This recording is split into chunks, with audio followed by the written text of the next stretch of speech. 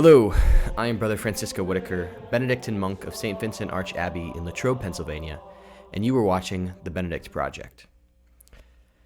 Now, I've received several comments and a few emails even requesting that I talk about what is the process by which monks meet for council, vote, and specifically pick and choose their abbot. So we're going to cover all of those things today in this episode of Monk Life.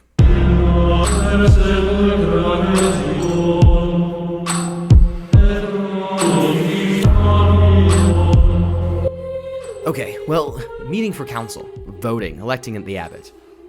All of those things are aspects of what are called a monastic chapter versus a monastic council of seniors. There's actually two groups, or two bodies of men in the monastery that make decisions for the community. In the Rule of St. Benedict, it says that there should be a select small group of seniors whom the abbot consults for kind of anything that he thinks could possibly be changed, added, new members coming in, that he first consults before anyone else. And that some decisions are made by this small group. Then the second body is called the chapter, which is a full representation of the community because anyone who is in solemn vows is a member of this monastic chapter.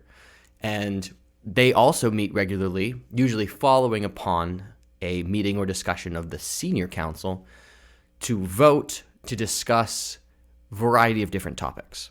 So, what does that all look like? Well, for us in St. Vincent, in our community, the abbot will send out a designated date and time for the next chapter meeting. We get the agenda of kind of what is being talked about, and some typical agenda items might be the voting in of new members for the postulancy for the novitiate, voting in members into solemn profession, the addition or changing of maybe a building or grounds that requires some kind of financial backing, a meeting to present the financial standards or financial situation of the community, adjustments made to the food or the liturgy, and then just simply other matters that the abbot would like to report to the community on, such as our apostolates, whether that's the seminary, the college, our parishes that we run, our foreign missions in Brazil and Taiwan, our high school in Savannah. All of those require regular updates that the monks understand what's going on, as well as staffing, and particularly the positions of the superiors, which I talked about in another video, but are the abbot, the prior, the sub-prior, the novice master, and the procurator. Those are appointed positions by the abbot, but he can take feedback or suggestions from the general community. So those are the kind of topics that would come up. So when the meeting time comes, we all meet in a secured room. I say secured because it's not like our doors are locked, but it's not open to the public. You can't just come in and sit in on a chapter meeting like you could come and sit in on like a public hearing in court. And then whomever it is that the abbot asks to present, or he himself will go through the agenda items. So I'll kind of just use the acceptance of new members as kind of a model for what this chapter meeting might look like. So in that case, it would be the vocation director would come before the community and present the candidates, saying, this is such and such. He comes from this state, this parish. This is his educational background. This is his journey of faith. This is why he is desiring to enter our monastic community now. And these are some positive things we see in him. These are some feedback from the interviews he has had with the psychological evaluator, with the different monks who might have given him individual one-on-one interviews, as well as some feedback from the vocation team. Here are some potential obstacles he might face in joining the community for us to simply be aware of. And then, after he offers his feedback himself, he asks for the community to give any. What have you observed about this man in his time visiting here? What do you think would be some additions, some positive things he could be adding to our community should he be accepted? And what are some potential areas of concern that maybe we didn't talk about? And the monks are free at this time to speak.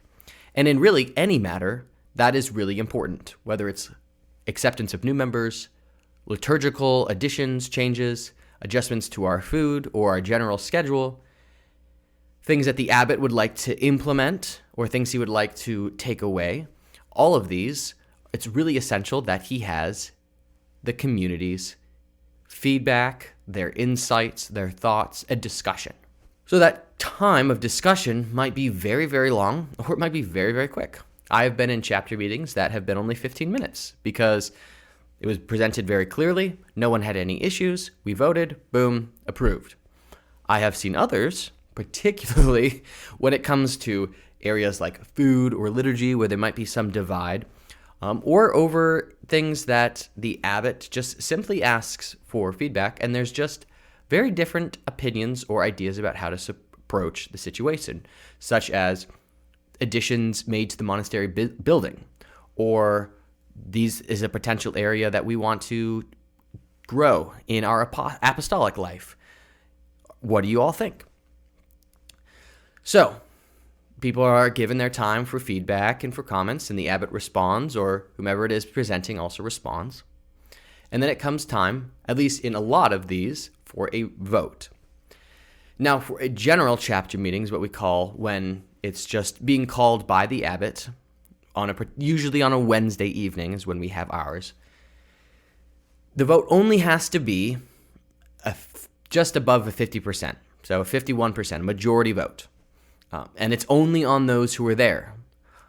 There are a few things that are voted on, such as who is on the Council of Seniors, that can be done by a proxy vote, but generally you have to be present in the meeting to vote. And only those in solemn vows, so I'm in solemn profession and made my final vows, only those in final vows have the right to vote.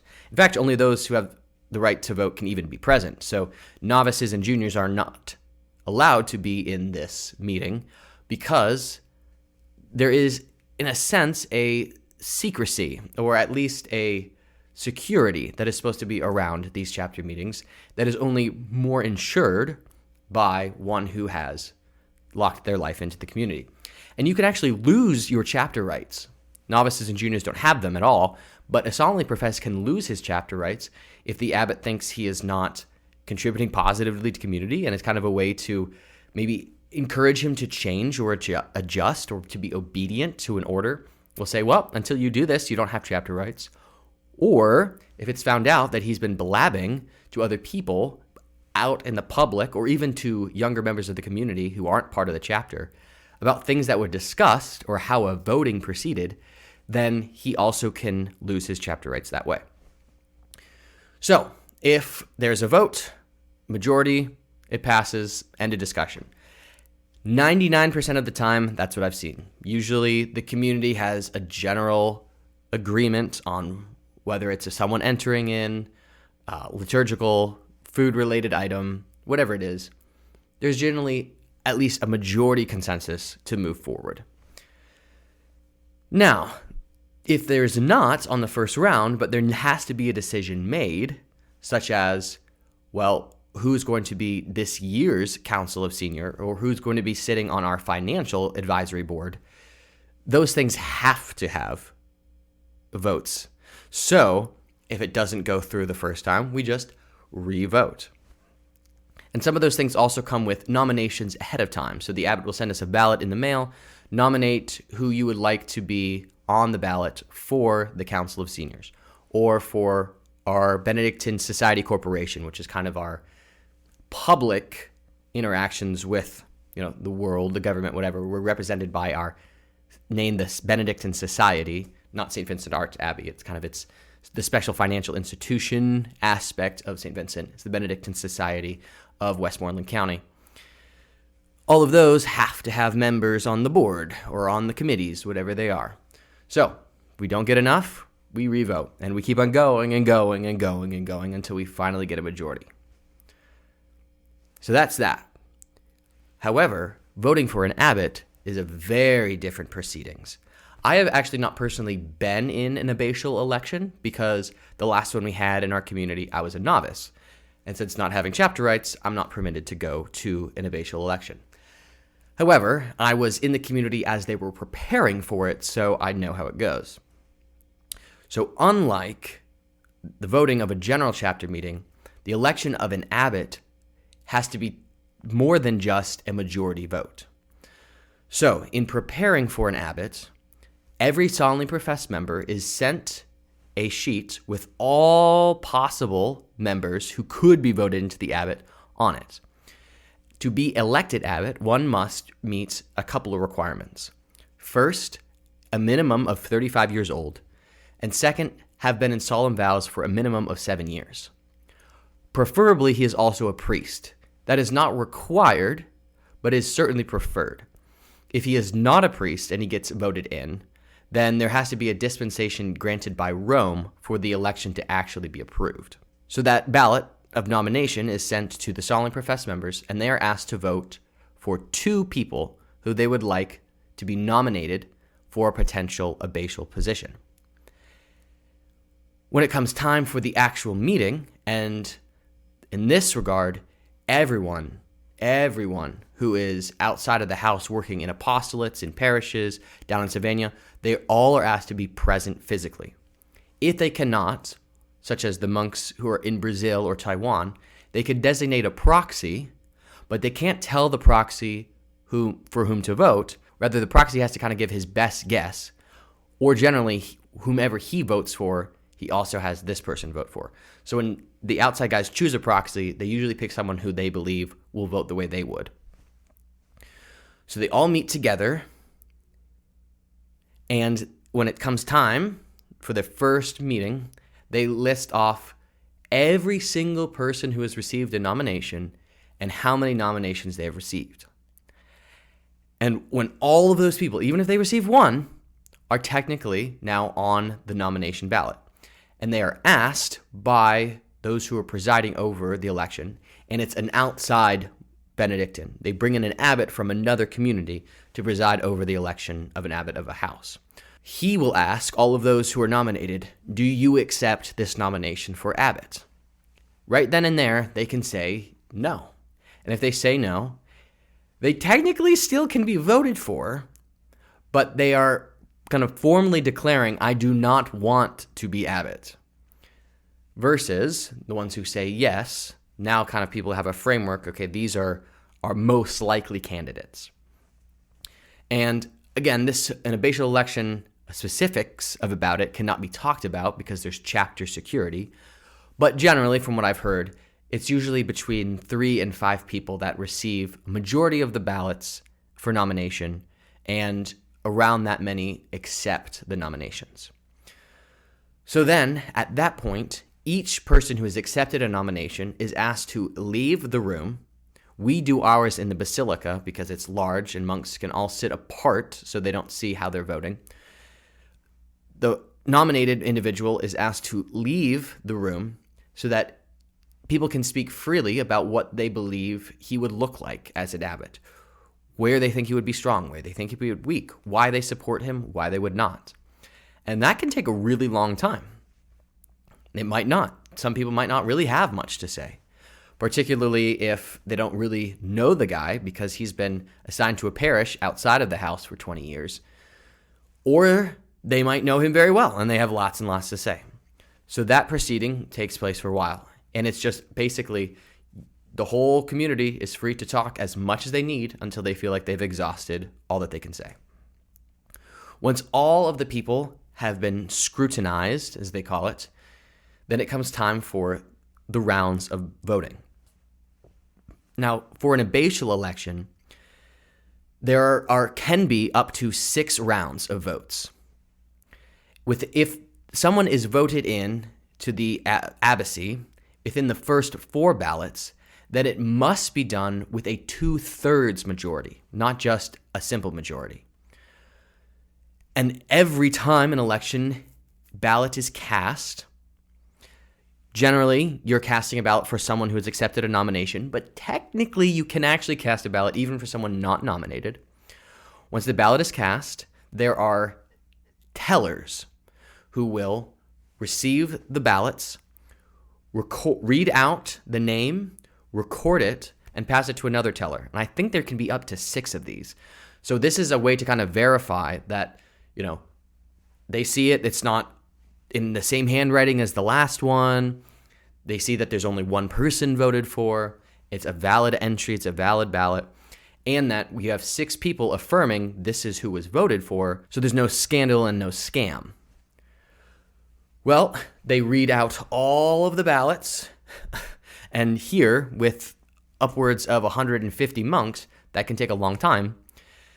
At that point, they tally them all up and see where it ranks. Usually, first vote, not even close to a 2/3 majority. So they start going through. Time to revote and try to aim for a 2/3 majority. We, in our last election, Archabbot Martin, I have a podcast video with him. You should check it out. He's a great guy. He was voted, I believe, on the 3rd or 4th round. So he was voted in with a 2/3 majority. But if it gets through round 4 and there still has not been anyone elected, rounds 5 and 6 can be voted in now based on a simple majority. If a new abbot is not voted in within 6 rounds, then the whole proceedings is put to a halt. And they have to petition for Rome for a new abbatial election proceedings to be permitted. Because basically it says if you can't all agree on someone in 6 rounds, you have something else you need to talk about. You have some other issues you are not resolving. So you need time to figure that out before you can pick an abbot. So at that point, an administrator is appointed over the community who's not formally an abbot, but he has a lot of the power and the rights that an abbot might have, but he's not formally installed as an abbot would be installed. If the abbot is voted in, though, then at least here, all the bells ring or in the church, the bells in the community, in the monastery ring, so that anyone who's not part of the chapter can all come. Then as soon as we all come in together, we sing a special hymn called the Te Deum, which is a hymn of praise to God from the medieval times.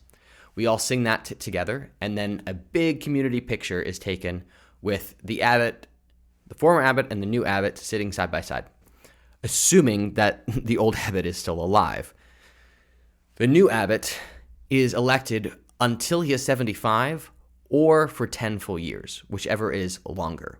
Just kind of a lot of fun details you might not have known. The whole aspect of monasticism in this way that's a little bit more logistical, not the spiritual aspect of sides, is something people are very curious about. So I hope this video was interesting and informative for you.